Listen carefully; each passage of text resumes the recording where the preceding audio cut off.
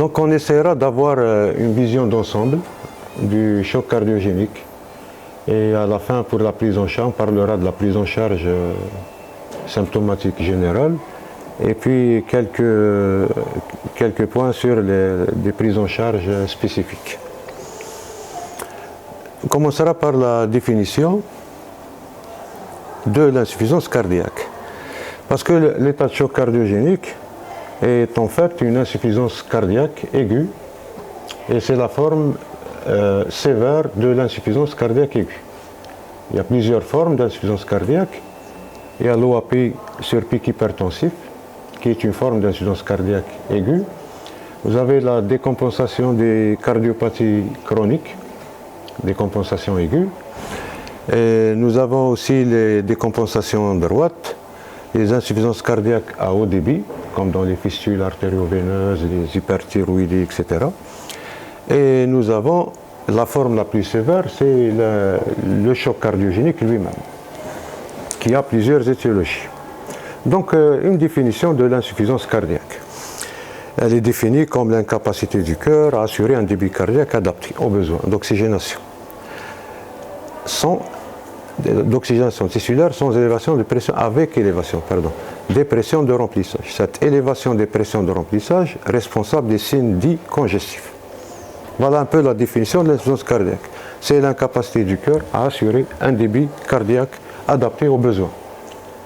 Puisqu'il ne peut pas assurer un débit, donc le sang va stagner en amont, donc ce qui fait qu'il y a une congestion en amont avec augmentation des pressions.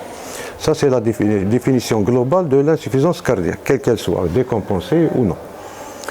Les formes cliniques, maintenant, des insuffisances cardiaques aiguës. Je les ai déjà citées. La crise aiguë hypertensive avec œdème aigu pulmonaire, la décompensation d'une insuffisance cardiaque chronique, l'insuffisance cardiaque à haut débit, l'insuffisance cardiaque droite prédominante et le choc cardiogénique qui représente la forme sévère. La physiopathologie du choc cardiogénique. Donc nous avons une physiopathie proprement du choc lui-même, c'est la physiopathologie donc, du choc qui est pratiquement commune à tous les états de choc, hypovolémique, hémorragique. J'ai fait fi, j'ai pas voulu la détailler parce que ça a été déjà dit dans le choc hémorragique, à savoir la stimulation du système à chaque fois qu'il y a un bas débit, parce qu'il y a un bas débit, il y a une stimulation donc des mécanismes compensateurs d'adaptation qui sont en premier neuro-hormonaux, stimulation sympathique, stimulation du système rénine-angiotensine dans le but d'augmenter les résistances, donc d'augmenter la pression, rétention par l'aldostérone et l'ADH de l'eau, augmenter la volémie, et l'action des catécholamines au niveau vasculaire pour augmenter le retour veineux et la pression artérielle. Donc tous ces mécanismes qui sont mis en jeu directement quand il y a une chute du débit cardiaque visent à restaurer un débit et une pression artérielle. Ça a été déjà vu dans le cadre du choc hémorragique et c'est les mêmes mécanismes. Parce que dans les deux cas de figure, aussi bien choc hémorragique que cardiogénique, il y a un bas débit. L'un, il est d'origine par une diminution de la volémie, l'autre, le bas débit, par incompétence myocardique. La différence, c'est qu'ici, il y a une stase, dans l'autre côté, pour le choc hémorragique, il n'y a pas de stase. Ce qu'il y a, c'est le patient est vide. La physiopathe que je vais détailler par contre ici va concerner la pompe cardiaque, le cœur lui-même. Qu'est-ce qui va se passer en cas d'insuffisance cardiaque? Quels sont les mécanismes d'adaptation de l'insuffisance cardiaque, qu'elle soit chronique ou bien à forte raison aiguë? On va parler de la fonction pompe. Le VG possède des propriétés contractiles, ça tout le monde le sait, c'est la fonction systolique d'éjection. Il a aussi une fonction de relaxation et d'élongation, c'est-à-dire qu'il emmagasine le retour veineux, c'est la fonction diastolique. Il exerce donc la fonction pompe, il éjecte en systole, il se remplit en diastole. Il génère donc ainsi un débit cardiaque. Ça, c'est la fonction principale, ce qu'on appelle la fonction pompe, qui dépend donc de sa fonction systolique et diastolique. Les déterminants du débit cardiaque, on les a vus tout à l'heure. Et puis là, on va voir les déterminants cardiaques. La contractilité, le débit cardiaque, on l'a vu, il dépend de la contractilité, c'est-à-dire de la fonction systolique, de la relaxation compliante de la fonction diastolique et des conditions de charge imposées. C'est-à-dire, pour qu'il y ait un bon débit, il faut qu'il y ait une bonne précharge, c'est-à-dire un bon remplissage. Donc, il dépend directement du volume télédiastolique du VG. pour qu'il y ait un bon volume, il faut qu'il y ait donc un bon remplissage. C'est la précharge. Elle dépend aussi des résistances à l'éjection. C'est la post-charge. S'il y a des résistances qui sont élevées, eh bien le débit va être bas. Si les résistances sont faibles, c'est-à-dire le patient est vasodilaté, le débit va être important. Donc les déterminants du débit cardiaque dépendent de la fibre myocardique elle-même, son intégrité, c'est la fonction pompe. On le voit dans le cadre de lymphatisme du myocarde, il y a une chute de débit par atteinte directe de la contractilité de la fibre myocardique. Elle dépend de la compliance, c'est-à-dire de la compliance du VG, c'est-à-dire de sa capacité à se distendre. Donc c'est la fonction diastolique. Plus il se distend, plus il se remplit bien, plus il génère un bon débit. Maintenant, quels sont les mécanismes de l'insuffisance ventriculaire gauche? Les mécanismes physiopathologiques. On peut avoir une insuffisance ventriculaire gauche, c'est-à-dire un bas débit, quand on a une dysfonction systolique, ou bien diastolique, qui va aboutir donc à une baisse du volume d'éjection systolique, à une élévation de la pression télédiastolique du VG. C'est-à-dire, quand il n'éjecte pas, il y a une stase, donc les pressions en amont, au niveau des capillaires pulmonaires, vont être, au niveau de l'oreillette gauche et capillaires pulmonaires, vont être augmentées. Ce qu'on appelle l'augmentation de la pression télédiastolique du VG au-delà de 18 mm de mercure, qui risque donc de se compliquer d'un OAPI. Donc ça, c'était les mécanismes, deux mécanismes principaux, soit par atteinte de la fonction systolique d'éjection, ou bien par atteinte, une diminution de la compliance, donc une insuffisance de remplissage. Les mécanismes maintenant de l'élévation de la pression télédiastolique du VG. Comment on va avoir, quand on a une dysfonction systolique ou bien diastolique, comment on va aboutir à cette élévation, cette surcharge? Quel est le mécanisme qui va nous donner cette surcharge en volume, qui va donner une surcharge en pression avec risque d'OAPI? Mécanisme d'élévation de la pression télédiastolique, premièrement, il y a deux grands mécanismes. Soit par dilatation ventriculaire, c'est l'insuffisance cardiaque systolique. Donc en cas d'insuffisance cardiaque systolique par dilatation ventriculaire, quand est-ce qu'elle survient cette dilatation ventriculaire? Elle peut être primitive, initialement. Donc le cœur et le VG est dilaté d'une manière initialement, pas secondairement, c'est-à-dire dans le cadre d'une ischémie par exemple, ou bien dans le cadre d'une cardiomyopathie dilatée idiopathique. Le VG est dilaté, donc la dilatation, il ne peut pas, en suivant la loi de Frank Starling, la fibre myocardique est déjà étirée, elle ne peut pas s'étirer encore plus, donc elle ne peut pas fournir, elle ne peut pas se contracter convenablement et assurer un bon débit. Ça, c'est ce qu'on appelle la dilatation ventriculaire. Donc, et puisqu'il ne peut pas se fournir une bonne contraction, le sang va stagner en amont et aboutir donc à une augmentation des pressions télédiastoliques du VG. Ça peut être une surcharge en volume.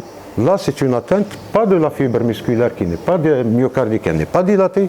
Par contre, il y a une atteinte valvulaire. Essentiellement l'insuffisance mitrale et l'insuffisance aortique. On peut aussi en rajouter les hyperdébits comme dans le cadre de l'hyperthyroïdie, des anémies, fistules artério-veineuses. Comment ça va se passer en cas d'IM, en cas d'IAO?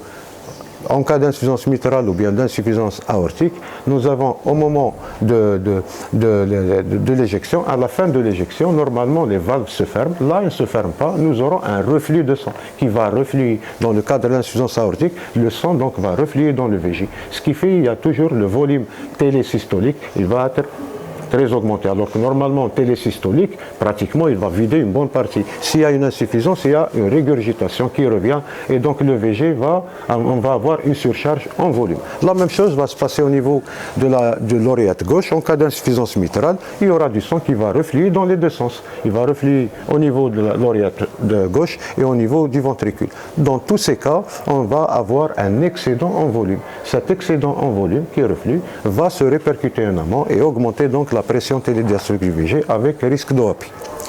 Ça, c'était le mécanisme de la dilatation. Maintenant, deuxième cas de figure, quand est-ce qu'on aura une augmentation de la pression télédiastolique? Quand on a une diminution de la distensibilité du VG, c'est-à-dire une diminution de sa compliance. Il se distend mal, donc il se remplit mal, donc il va y avoir une stase en amont. Ou bien une prolongation majeure de la relaxation. C'est ce qu'on appelle l'insuffisance cardiaque diastolique. Le VG dans ce cas-là, quand il est peu compliant, ça veut dire qu'il est hypertrophique.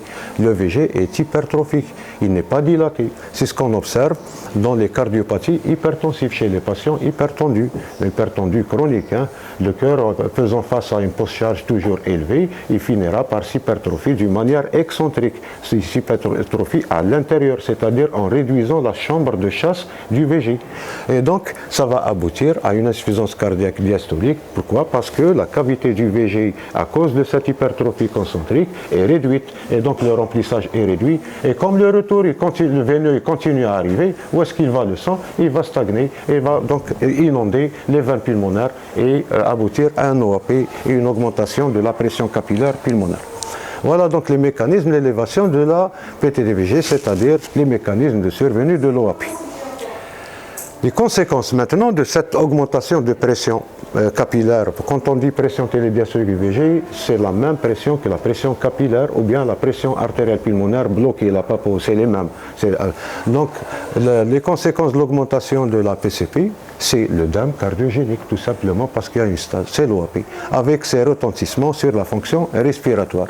Alors les conséquences sur la fonction respiratoire, vous avez la dyspnée en premier, c'est elle qui commence. D'ailleurs, même dans les insuffisances cardiaques, au tout début de l'insuffisance cardiaque, ça commence toujours par une dyspnée. D'ailleurs, on stadifie, on classe les insuffisances cardiaques par le critère de gravité, c'est la dyspnée. La dyspnée au stade d'œdème interstitiel. Pourquoi? Parce qu'il y a un effet de la congestion vasculaire. Au début, avant que le liquide ne sorte, on aura une augmentation donc, du sang au niveau des capillaires, ce qui va provoquer un engorgement, une stase au niveau, donc ce qu'on appelle des vaisseaux congestionnés, une stase au niveau capillaire, au niveau des artérioles et plutôt au niveau des vénules pulmonaires. Cette stase vasculaire va comprimer les petites bronchioles, comprime les bronchioles et les alvéoles, et donc ça provoque une dyspnée. Et ça diminue la compliance pulmonaire à cause de cette compression. C'est ce qu'on appelle donc le stade de dyspnée, c'est l'effet de la congestion vasculaire. Et puis, quand ça progresse, après le stade de congestion, on aura la pression hydrostatique, elle monte, elle va dépasser la pression oncotique de l'autre côté, on aura sortie de liquide vers l'interstitium et puis vers les alvéoles. Quand on est au stade d'œdème alvéolaire, l'hypoxémie va s'installer par diminution de la compliance, on l'a vu comment, par la congestion et par l'effet shunt. L'effet shunt, les alvéoles qui sont pleines de liquide, ça veut dire le sang qui va passer au regard de ces capillaires, donc il va les shunter. Il va les shunter parce qu'il n'y a pas d'échange, parce que l'alvéole est inondée. Ce qu'on appelle l'effet shunt et qui explique donc l'hypoxémie. Cette hypoxémie sera responsable d'une hyperventilation réactionnelle, c'est-à-dire qui va engendrer une hypocapnie et une alcalose respiratoire. À un stade plus avancé, au stade d'épuisement respiratoire, on aura au contraire une hypercapnie qui va s'installer et c'est l'acidose respiratoire. Voilà donc les conséquences de l'augmentation de la PCP et de l'œdème pulmonaire. Le choc cardiogénique proprement dit.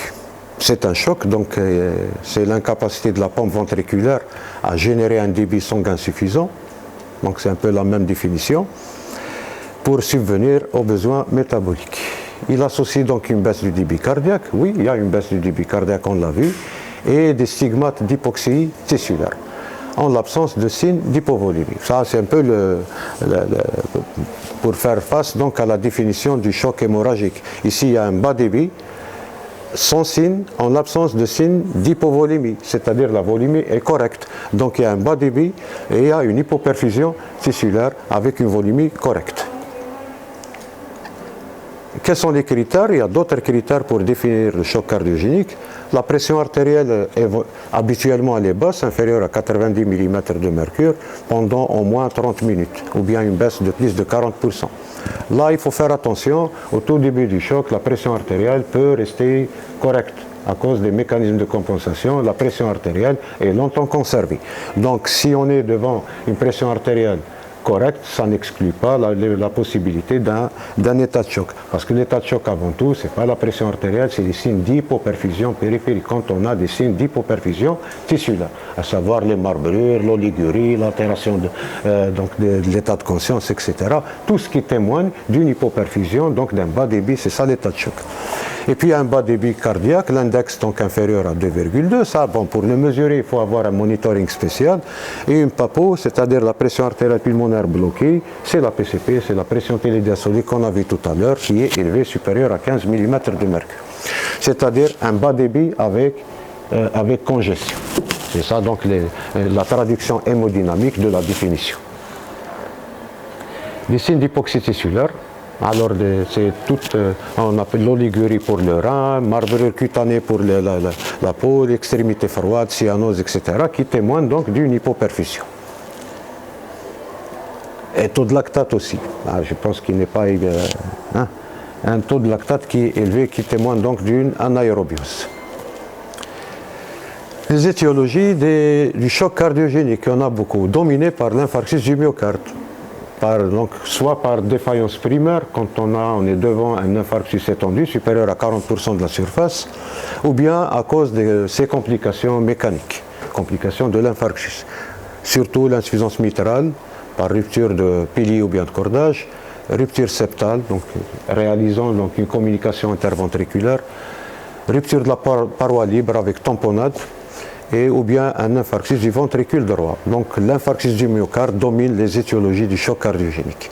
Les autres cardiopathies, cardiopathie dilatée terminale, c'est la décompensation des cardiopathies, des CMD. Les tamponnades, l'embolie pulmonaire massive, l'insuffisance aortique aiguë, etc. Bon, il y a un tas d'étiologies, les myocardites, etc. Donc le choc septique avec atteinte myocardique, rétrécissement aortique, un tas d'étiologies. La démarche diagnostique, c'est une urgence diagnostique et thérapeutique, donc pas de retard. L'approche diagnostique repose sur l'évaluation rapide des antécédents, de l'histoire récente de la maladie, la réalisation d'examens complémentaires, etc. Mais ce qu'il faut retenir, c'est que le diagnostic est avant tout clinique et échographique. Donc tous ces examens ne doivent pas retarder la mise en route du traitement. L'anamnèse, on recherchera des facteurs de risque, des antécédents de cardiopathie. Elle précise l'histoire de la maladie, par exemple dans la douleur thoracique, etc., orientant vers un infarctus du myocarde, un contexte clinique fébrile, infectieux, orientant vers une possible myocardite ou bien une endocardite aiguë, etc. Si on peut faire l'anamnèse, parce que des fois quand il vient choqué, il ne peut pas vous parler. L'anamnèse, ça peut être avec le patient, mais en général, c'est avec la famille. L'examen physique. Alors, l'examen physique, on recherchera déjà les signes du choc eux-mêmes. Les signes de l'insuffisance circulatoire. Les extrémités froides, marbrures, cyanose, etc. Des signes cardiovasculaires. Des signes d'hypoperfusion cérébrale, c'est l'altération de l'état de conscience. C'est ce qu'on a vu tout à l'heure, comme les critères du choc, l'oligurie, etc., le pouls rapide, petit filant et tout. Le bilan, voilà, un bilan standard. Essentiellement, je dirais les gaz du sang qui sont très importants avec dosage du lactate pour suivre, donc poser le diagnostic et suivre l'évolution de la thérapeutique. Un ECG, surtout utile en cas de suspicion d'infarctus, et il est réalisé comportant toutes les dérivations avec dérivation droite et postérieure, postéro-basale. Il permet de faire le diagnostic essentiellement du syndrome coronaire aigu, les troubles graves, etc., les troubles de la conduction. Radiographie du thorax, elle est effectuée systématiquement. Elle a un intérêt modéré, quoiqu'elle peut nous montrer des signes d'œdème pulmonaire, ou peut-être un élargissement de la silhouette cardiaque, ou bien du médiastin. Comme vous avez vu, tous ces examens qu'on a faits n'ont pas un grand intérêt dans le diagnostic positif, mais c'est plutôt clinique, le diagnostic clinique, les signes cliniques du choc qui posent le diagnostic. Donc tous ces examens qu'on va faire, ils sont un peu spécifiques pour avoir un diagnostic étiologique comme pour l'ECG. Radio du thorax, c'est pour voir s'il y a un œdème, mais ce n'est pas des examens que pour poser le diagnostic proprement de choc.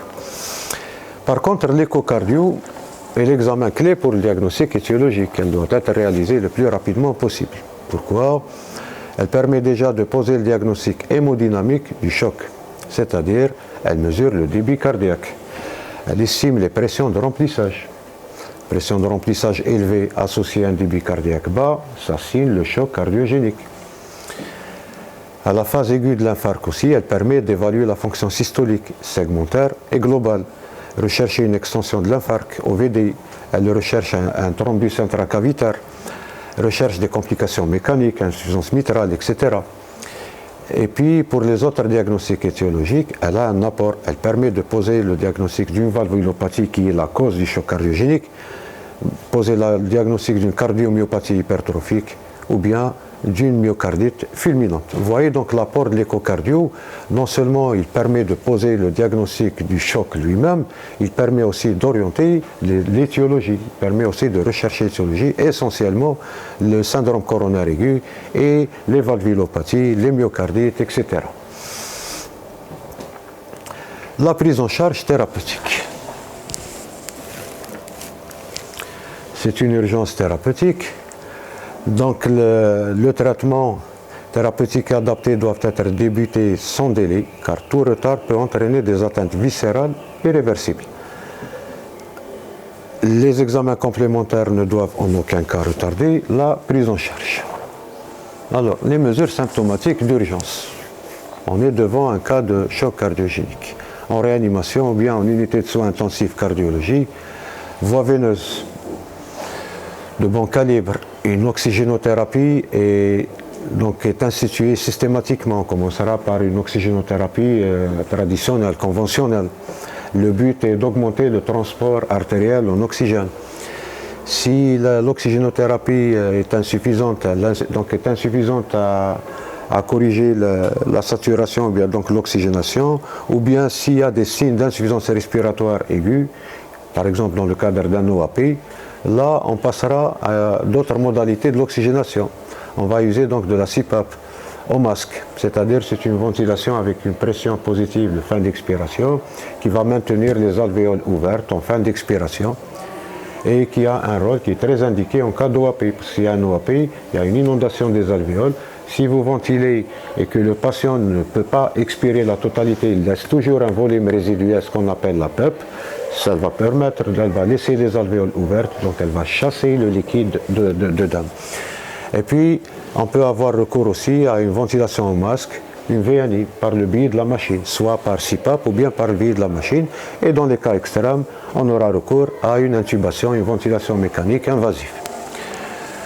Un monitoring de base, scope, SPO2, pression non invasive, le Dynamap, ou bien mieux, dans les cas les plus graves, une pression artérielle par cathéter artériel, ce qu'on appelle la pression artérielle sanglante ou bien invasive. Correction des troubles du rythme auriculaire. BAV complet, on fera soit l'Isuprel ou bien la mise en place du centre d'entraînement électrosystolique.